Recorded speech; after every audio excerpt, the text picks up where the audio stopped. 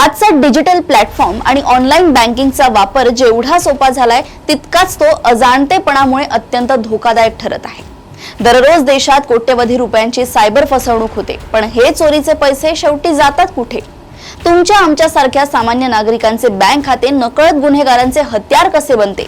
याच धक्कादायक सायबर जाळ्याचा पर्दाफाश करणारा हा विशेष वृत्तांत पहा। म्यूल अकाउंटचा सापळा। एखाद्या व्यक्तीची ऑनलाईन फसवणूक होते आणि तिच्या खात्यातून लाखो रुपये काही क्षणात दुसऱ्या खात्यात वळवले जातात। तेथून ते तिसऱ्या आणि पुढे आणखी काही खात्यात फिरवले जातात।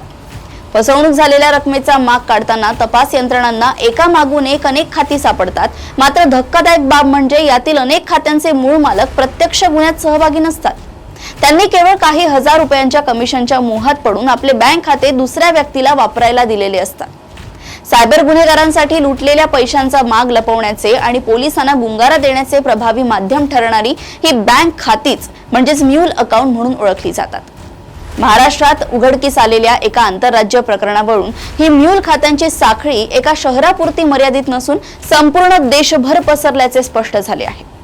मुख्य सूत्रधारापर्यंत पोहोचू नये म्हणून गुन्हेगार या खात्यांचा ढालसारखा वापर करतात। सामान्य नागरिकांना या जाळ्यात ओढण्यासाठी सायबर गुन्हेगार अत्यंत चलाख पद्धती वापरतात। घर बसल्या पैसे कमवा, part time job, payment processing किंवा प्रत्येक ऑनलाईन व्यवहारावर ठरलेले कमिशन अशा आकर्षक ऑफर्स व्हॉट्सॲप, टेलिग्राम आणि सोशल मीडियावरून दिल्या जातात। अनेकदा बेरोजगार तरुण, गृहिणी किंवा वृद्धांना गाठून त्यांच्या नावावर बँक खाती उघडली जातात किंवा त्यांचे बँक खाते, एटीएम कार्ड, पासबुक आणि इंटरनेट बँकिंगचे आयडी पासवर्ड काही हजारात विकत घेतले जातात। सायबर गुन्हेगारांना स्वतःची ओळख लपवण्यासाठी ही तयार खाती मिळतात। सध्या देशभरात घडणाऱ्या बनावट शेअर बाजार आणि ट्रेडिंग ॲप फसवणूक, डिजिटल अरेस्ट द्वारे केलेली वसुली, online gaming, betting, fake loan apps, part time job fraud आणि सोशल मीडिया फसवणुकीतील पैसा लपवण्यासाठी या खात्यांचा वापर केला जातो। केंद्र सरकारच्या भारतीय सायबर गुन्हे समन्वय केंद्राच्या 31 जानेवारी 2026 पर्यंतच्या आकडेवारीनुसार सस्पेक्ट रजिस्ट्रीमध्ये 23,05,000हून अधिक संशयित खात्यांची नोंद झाली आहे।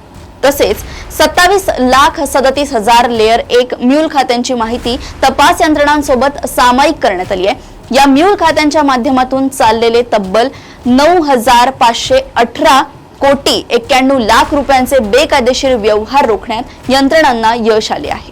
जेव्हा पोलीस किंवा सायबर सेल या गुन्ह्यांचा तपास करतात तेव्हा खात्यातील व्यवहार आणि डिजिटल पुरावे विचारात घेतले जातात। त्यामुळे माझ्या खात्यात पैसे आले आणि मी ते पुढे पाठवले, मला यातले काहीच माहित नव्हते असा बचाव कायद्यासमोर टिकत नाही। अशा खातेदारांचे बँक खाते तातडीने गोठवले जाते।